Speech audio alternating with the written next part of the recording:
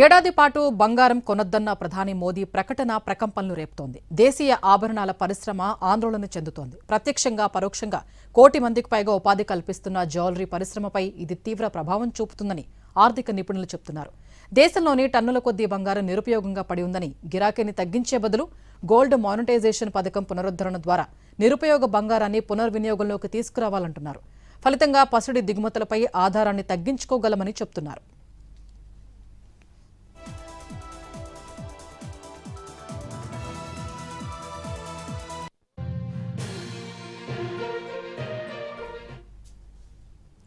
నియంత్రిత సమయాల్లో ప్రజలు మరింత బంగారం కొనుగోలు చేసిన సందర్భాలున్నాయి. పసిడి కొనుగోళ్లు నిలిచిపోతే ఆభరణాల పరిశ్రమతో పాటు ఇతర రంగాలపైన ప్రభావం పడుతుంది. ప్రభుత్వం ఈ విషయంపై పునరాలోచన చేయాలని కోరుతున్నారు పరిశ్రమ నిపుణులు.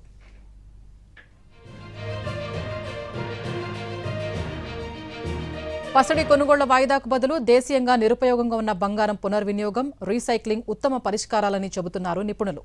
పసిడి గిరాకీ పూర్తిగా మందగిస్తే ఈ రంగంపై ఆధారపడి ఉన్న 3.5 కోట్ల మంది జీవితాలు రోడ్డున పడే ముప్పు ఉందని అసోసియేషన్ ఆందోళన వ్యక్తం చేసింది.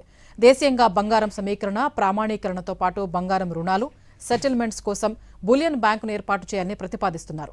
మెరుగైన నియమావళితో కూడిన బులియన్ బ్యాంకును ఏర్పాటు చేయగలిగితే వార్షిక పసిడి దిగుమతులు 200 నుంచి 300 టన్నుల వరకు తగ్గవచ్చని అసోసియేషన్ ప్రకటించింది.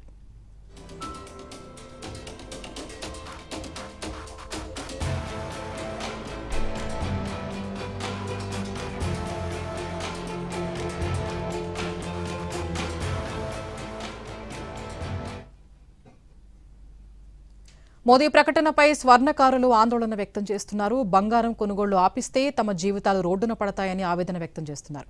ఇప్పటికే బంగారం ధరలు చుక్కల్ని తాకి కొనుగోళ్లు తగ్గాయని చెప్తున్నారు. బంగారు ఆభరణాలు తయారు చేయించే వినియోగదారులు తగ్గిపోయారని ఆందోళన వ్యక్తం చేస్తున్నారు. మరిన్ని వివరాలు మా ప్రతినిధి బాలకుమార్ అందిస్తారు. ప్రధాని మోడీ ప్రకటనతో స్వర్ణకారుల పరిస్థితి దయనీయంగా మారిందని స్వర్ణకారులు చెప్తున్నారు. ప్రస్తుతం అంత కొద్దిమంది స్వర్ణకారులు ఉన్నారు. అంటే సార్, నిన్న ప్రధానమంత్రి చేసిన ప్రకటన చూసినాం, బంగారం కొనుగోలు ఒక సంవత్సరం పాటు వాయిదా వేసుకోవాలంటున్నారు. సో ఆ ప్రకటన ఎట్లా చూస్తారు? వాస్తవానికి ఒక 2 ఇయర్స్ 3 ఇయర్స్ నుంచి చాలా వరకు గోల్డ్ రేట్స్ పెరగడం వల్ల పని తగ్గిపోయింది, ఒకటి బిజినెస్ కూడా తగ్గిపోయింది. ప్రస్తుతానికి ఎట్లుందంటే, ఇప్పుడు మొన్న మోడీ గారు చేసినటువంటి ప్రకటన ద్వారా అంటే ప్రజల్లో ఒకటి ఏంటంటే భారీగా గోల్డ్ రేట్ పడిపోతుందేమో అని అనుమానం కలిగింది. దానివల్ల ఏమైందంటే చాలా వరకు కొనుగోలు చేసేవారు వెనకడుగు వేయాల్సి వచ్చినటువంటి పరిస్థితి వచ్చింది. అయితే అదే ఇప్పుడు ప్రాబ్లం మేజర్గా. భవిష్యత్ అయితే కష్టంగా కనిపిస్తుంది. పని మొత్తం తగ్గిపోయి ఇంకా కూడా అంటే వృత్తి పని చేసుకునే వాళ్ళ పరిస్థితి ఇంకా దిగజారిపోయే పరిస్థితి కనిపిస్తుంది. దీని గురించి కొంచెం ఏదైనా ఆలోచన చేసి కొంచెం వర్కర్స్ ఎవరైతే ఉన్నారో వాళ్ళు కొంచెం మెరుగు కావాలా, అంటే వాళ్ళ వృత్తి కానీ కొంచెం మెరుగు కావడానికి ప్రభుత్వం ఏదైనా ప్రయత్నం చేయాలని. ఎట్లా ఉండబోతుంది స్వర్ణకారుల పరిస్థితి ఇప్పుడు ఎట్లా ఉంది? ఇప్పుడైతే ఏమీ పని లేదు సార్. అయితే ఈ పని లేక ఏం చేస్తున్నామంటే మేము గోల్డ్ అప్రోజర్గా లెంకోవడము, అంటే ఇప్పుడు మేము ఇప్పుడు సంపాదించుకునే వయసులో మాది వృత్తి కోల్పోయే వారు కదా, మేము ఏ పని చేయాలో మాకు తెలియడం లేదు. ఒక గోల్డ్ అప్రోజర్గా లెంకుతున్నాము, ఒకటి చూస్తున్నాం. ఇంకా వేరే కార్పొరేట్ వ్యవస్థలకు పోయి మేము అలా చూసుకుంటున్నాము. నెలసరిగా జీతం వచ్చేటట్టు లెంకోవడానికి ప్రయత్నిస్తున్నాము, కానీ అది కూడా దొరకడం లేదు.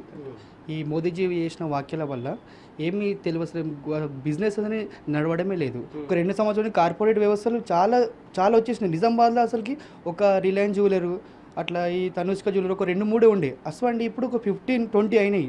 అట్లా కస్టమర్లు మాకు రెగ్యులర్గా వచ్చే వాళ్ళు కూడా అక్కడికి వెళ్ళి వాళ్ళు వాట్సాప్ పెడుతున్నారు. అంటే మేము చేసే పని అక్కడ వాళ్ళు చేసి వాళ్ళు మాకు వాట్సాప్ పెట్టి అంటే దిగజారి పరిస్థితి వచ్చింది.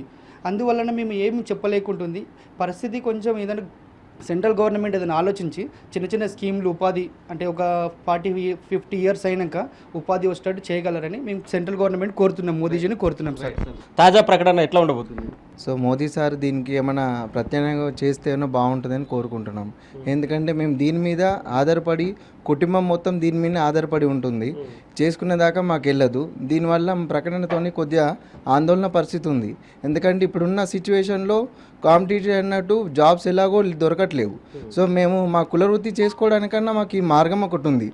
ఈ ప్రకటనతో కొద్దిగా మాకు కూడా భయాందోళన ఉంది. మాకే కాదు, ఆల్ ఓవర్ ఇండియా ఇదే సిచ్యువేషన్లో ఉంటారు. ఏంటంటే మా కులవృత్తి ఇదే కాబట్టి మేము చేసుకున్న మాకు వెళ్ళేదాకా చేసుకుంటేనే వెళ్తుంది ఇది. సో కొద్దిగా దీనికి ఏమైనా ఆలోచిస్తే బాగుంటుంది. ఆ రంగంపై ఆధారపడ్డ స్వర్ణకారులు మాత్రం ఆందోళన కలిగిస్తున్న అంశంగా ఉంది.